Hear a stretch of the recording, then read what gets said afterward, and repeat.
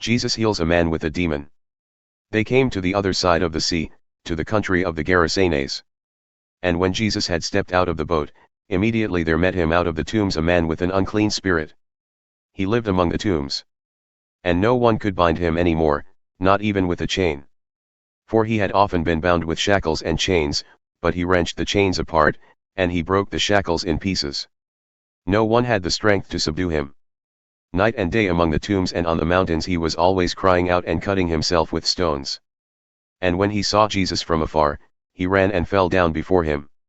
And crying out with a loud voice, he said, "What have you to do with me, Jesus, Son of the Most High God?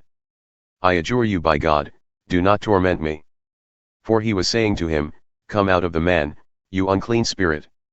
And Jesus asked him, "What is your name?" He replied, "My name is Legion, for we are many." And he begged him earnestly not to send them out of the country. Now a great herd of pigs was feeding there on the hillside. And they begged him, saying, "Send us to the pigs, let us enter them." So he gave them permission. And the unclean spirits came out and entered the pigs, and the herd, numbering about 2,000, rushed down the steep bank into the sea and drowned in the sea. The herdsmen fled and told it in the city and in the country. And people came to see what it was that had happened. And they came to Jesus and saw the demon-possessed man, the one who had had the legion, sitting there, clothed and in his right mind, and they were afraid. And those who had seen it described to them what had happened to the demon-possessed man and to the pigs. And they began to beg Jesus to depart from their region. As he was getting into the boat, the man who had been possessed with demons begged him that he might be with him. And he did not permit him but said to him, "Go home to your friends and tell them how much the Lord has done for you, and how he has had mercy on you." And he went away and began to proclaim in the Decapolis how much Jesus had done for him, and everyone marveled. Jesus heals a woman and Jairus' daughter.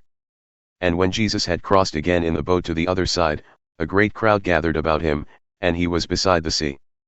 Then came one of the rulers of the synagogue, Jairus by name, and seeing him, he fell at his feet. And implored him earnestly, saying, "My little daughter is at the point of death. Come and lay your hands on her, so that she may be made well and live." And he went with him. And a great crowd followed him and thronged about him. And there was a woman who had had a discharge of blood for 12 years.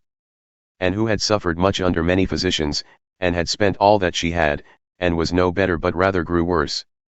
She had heard the reports about Jesus and came up behind him in the crowd and touched his garment. For she said, "If I touch even his garments, I will be made well." And immediately the flow of blood dried up, and she felt in her body that she was healed of her disease. And Jesus, perceiving in himself that power had gone out from him, immediately turned about in the crowd and said, "Who touched my garments?" And his disciples said to him, "You see the crowd pressing around you, and yet you say, 'Who touched me?'" And he looked around to see who had done it. But the woman, knowing what had happened to her, came in fear and trembling and fell down before him and told him the whole truth. And he said to her, "Daughter, your faith has made you well, go in peace, and be healed of your disease." While he was still speaking, there came from the ruler's house some who said, "Your daughter is dead. Why trouble the teacher any further?" But overhearing what they said, Jesus said to the ruler of the synagogue, "Do not fear, only believe." And he allowed no one to follow him except Peter and James and John the brother of James. They came to the house of the ruler of the synagogue, and Jesus saw a commotion, people weeping and wailing loudly. And when he had entered, he said to them, "Why are you making a commotion and weeping? The child is not dead but sleeping." And they laughed at him. But he put them all outside and took the child's father and mother and those who were with him and went in where the child was. Taking her by the hand he said to her, "Talitha cumi," which means, "Little girl, I say to you, arise." And immediately the girl got up and began walking, for she was 12 years of age, and they were immediately overcome with amazement.